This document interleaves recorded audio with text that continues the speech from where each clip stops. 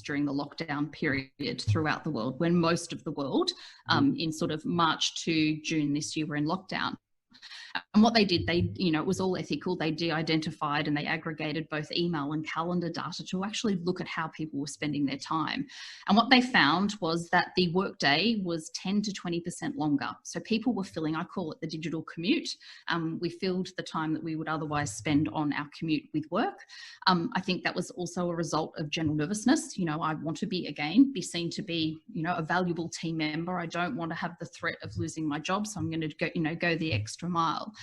So we were definitely spending a lot more time online, and that still has continued as the data has broadened.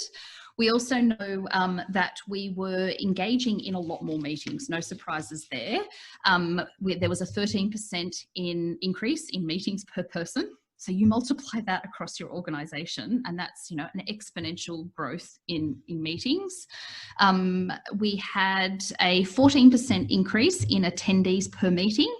And one of the reasons this occurred in the virtual landscape is because in the virtual online landscape, I call it the zero cost of inclusion. It is so easy to flick a calendar invite to a multitude of people to invite to your meeting.